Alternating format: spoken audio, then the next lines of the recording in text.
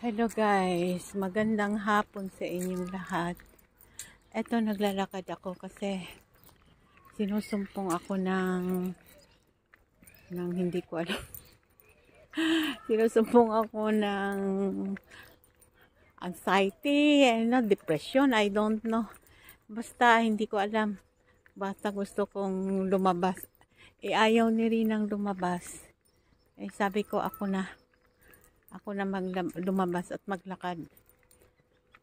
Pupunta na lang ako doon sa gusto kong puntahan na bagong supermarket at mag-ikot-ikot para malibang ko naman tong utak ko.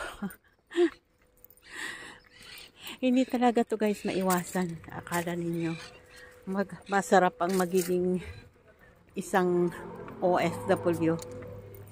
Masarap lang pakinggan pag nasa Pinas ka. Pero pag nasa abroad ka,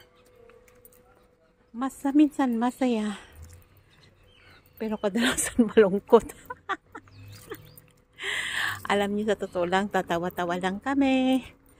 Sabi, pag kinumustay, okay lang. Pero hindi yun okay. Kasi syempre, tinitiis lang para sa pamilya. What I mean is, yung pagtitiis, yung pagsikripisyo, hindi naman nagtitiis, yung lungkot na tinitiis namin, para din naman sa pamilya. At saka, para din naman sana sa sarili. Pero may time talaga na hindi maiwasan. Ganito ang karamdaman. Pero kung akong tatanungin, hindi, ayoko pa naman umuwi dahil na maganda yung trabaho ko naman. Pero may time talaga na ganito ang karamdaman. Ganito pala ang nararamdaman. So, ilibang-libang na lang natin para maibsan. Lilipas din ito. Kaya ayan, maglakad ako. Medyo malayo-layo yung lalakarin ko. Hindi ko lang kung may 10 minutes. Malayo na yun. Malayo. Kasi, ewan ko. Mahirap. Kanina pa ito nililibang-libang ko lang sana yung sarili ko. Nilalaro ko sa cellphone. Naglalaro ako. Or, nanonood ng movie. Pero hindi. Wala yung concentration doon.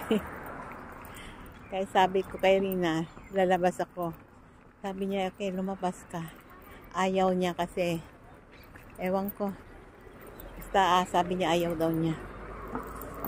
Wala daw siyang kowa, wala daw siyang energy para maglakad ngayon. Medyo maaga pa kasi, alas 4 lang. Ang lakad nun, alas 6. Kasi medyo malamig-lamig na. Ako, dahil ito nga, nararamdaman ko. Kaya, naglakad-lakad ako mamaya pag gusto niyang maglakad. Siyempre, samahan ko din uli. Kasi, siyempre, trabaho natin yun . Yun ang talagang trabaho natin.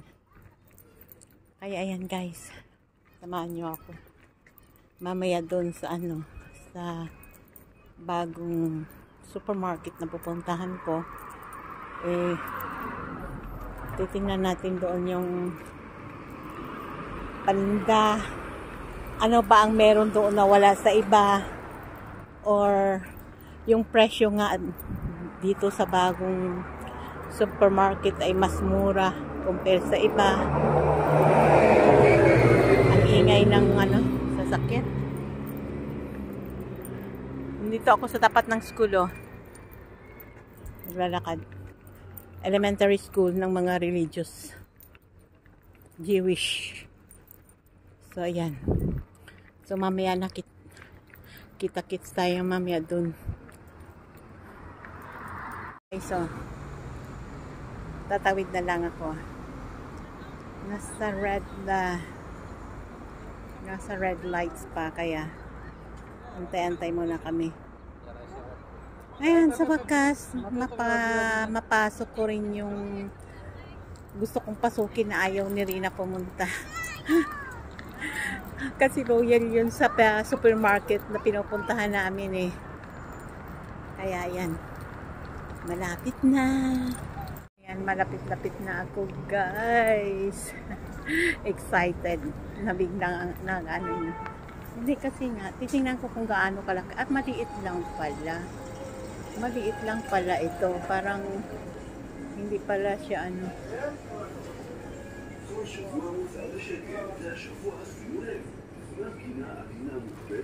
Kawali oh.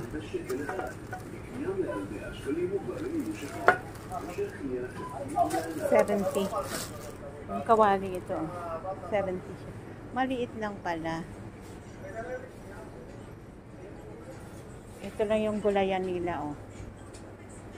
Ito lang pala.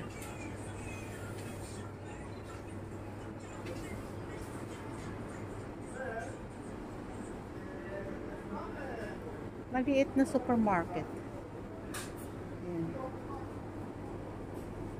Ganon din yung presyo doon sa ano. Ganon din yung presyo doon sa pinupuntahan naming supermarket. Ganon din. Maliit lang pala itong ano nito. Yung lugar nila.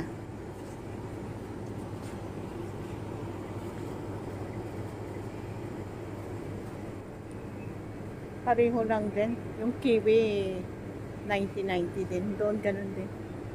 Wala rin naman, hindi naman pala ano. Tapos yung mga egg nila, yung medyo is walang presyo, hindi ko makita yung presyo. Wala, ganun din naman pala, maliit lang pala. Puno nga lang.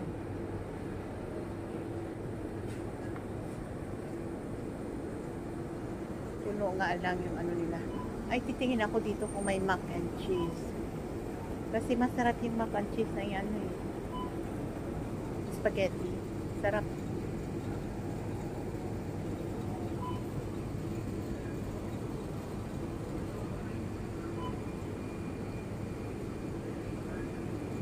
Mac and cheese.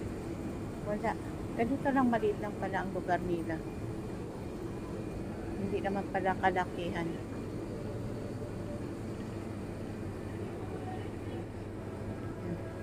Yan lang. Nawalan tuloy ako ng yung eagerness ko sa pag ano eh. Maliit lang pala.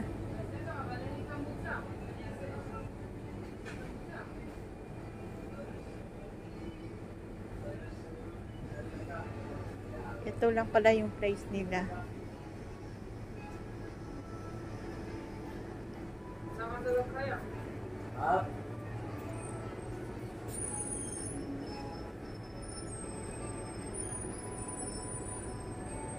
Maliit lang. Pupunta nga ako doon sa supermarket sa kabila. Kaso wala naman kasing makita doon eh. Maliit lang pala. Parang malaking store lang siya.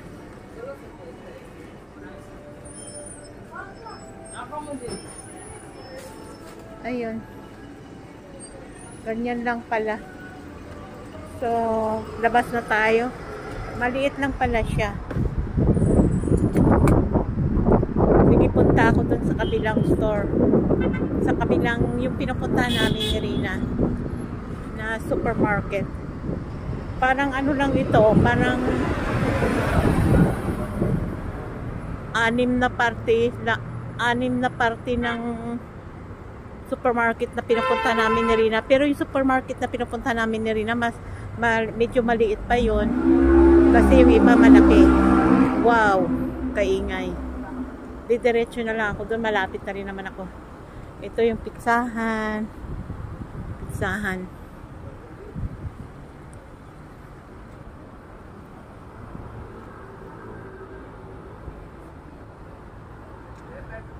So, yung ano ba tawag doon? Brown, light brown. Hindi ko alam kung anong kulay yan. School yan dyan, high school. Tapos, ito yung parang sports complex yata itong pagkakasabi sa akin ni Rina eh. Yan.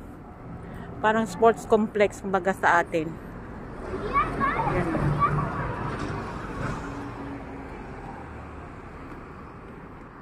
Tapos sunod nun, ayan na yung supermarket na pinupuntahan namin ni Rina. Malapit lang, mga ilang minuto lang mula doon sa pinuntahan kong supermarket na excited akong puntahan. Yun pala maliit lang naman. Na-disappoint ako, nilang liit pala. Parang mini grocery lang pala yun. Kaya wala rin. Dito ako mag-iikot. Malaki pa ito eh.